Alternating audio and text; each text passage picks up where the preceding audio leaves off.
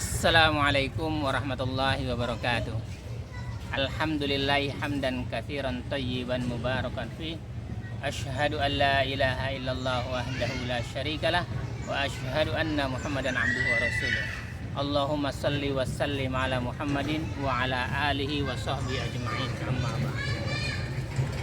Allah Subhanahu wa taala berfirman di surat 25, surat Al-Furqan ayat 30. Wa qala ar-rasul ya rabbi inna qaumi ittakhadhu hadzal qur'ana mahjura.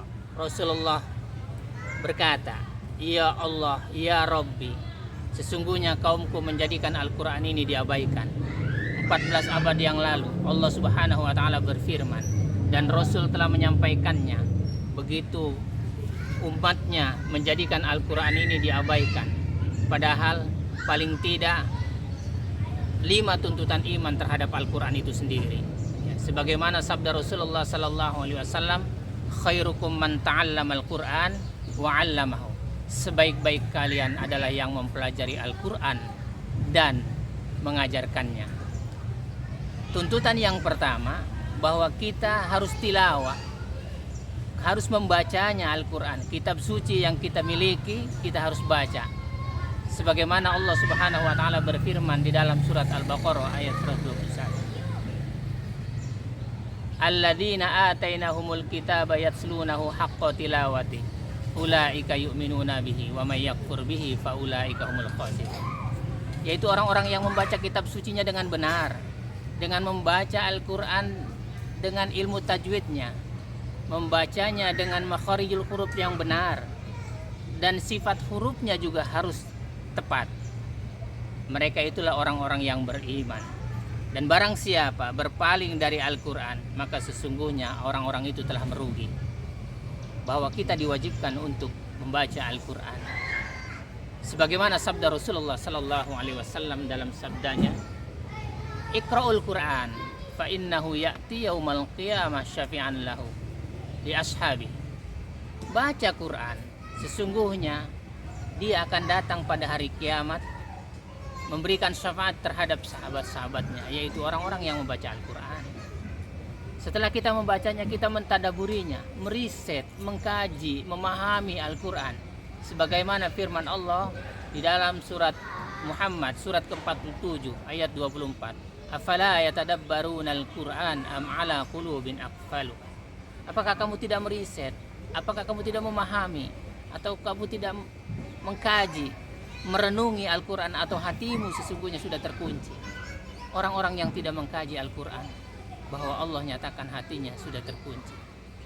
Kemudian yang ketiga, bahwa tuntutan iman terhadap Al-Quran adalah dilaksanakan Al-Quran, tatsbiqan, dilaksanakannya. Sebagaimana firmannya di dalam Al-Quran di surat 16 ayat 97, Allah berfirman, Man amila salihan min dzakarin aw untha wa huwa mu'min falanuhyiyannahu hayatan thayyibah. Barang siapa beramal soleh dan dia dalam keadaan beriman, maka dipastikan Allah akan memberikan kehidupan yang baik. Maka orang-orang yang mengamalkan Al-Quran kehidupannya baik dan dipastikan kaya, kaya hati, kaya harta. Tetapi orang yang kaya harta belum tentu baik. Kenapa? Karena dia tidak mengamalkan Al-Quran. Kemudian yang keempat, setelah kita mengamalkannya, Allah perintahkan untuk menghafalnya. Sebagaimana firman-Nya di surat 54, surat Al-Qamar ayat 17, 22, 32 dan 40. Walaqad yassarnal Qur'ana lidzikri fahal mim muddakir. Dan sungguh telah kami mudahkan Al-Qur'an itu untuk pelajaran, maka adakah orang-orang yang mau mempelajarinya? Imam Syafi'i rahimahullah telah menghafal Al-Qur'an sebelum umur 10 tahun. Padahal beliau mendatangi gurunya yang bernama Waqi. Kemudian Imam Syafi'i berkata, Sakautu ila Waqi suahibdi. Aku mendatangi guruku, aku susah menghafal Al-Quran. Fa arsyadani ila tarkil ma'asi. Imam Waqi mengajarkan untuk meninggalkan maksiat. Padahal Imam Syafi'i tidak pernah bermaksiat. Dia tidak bermaksiat. Dia tidak berjudi. Dia tidak bermaksiat yang kita pernah laksanakan. Fa akhbarani bi annal ilma nurun wa nurullah la yuhda lil 'asi. dan dia mengajarkan kepadaku, kata Imam Syafi'i, sesungguhnya ilmu itu cahaya, dan cahaya itu tidak akan diberikan kepada orang-orang yang bermaksiat. Maka sadarlah kita semua bahwa untuk menghafal Quran harus meninggalkan maksiat, maksiat dohir dan maksiat hati, iri, dengki, hasud. Itulah penghalang-penghalang untuk menghafal Al-Quran. Dan yang terakhir, bahwa Al-Quran itu harus didakwahkan sebagaimana firman Allah di dalam Al-Quran, ud'u ila sabili rabbika bil hikmati wal mau'izatil hasanah. Ajak mereka, panggil mereka untuk ke jalan Allah, ke jalan Al-Quran dan Sunnah.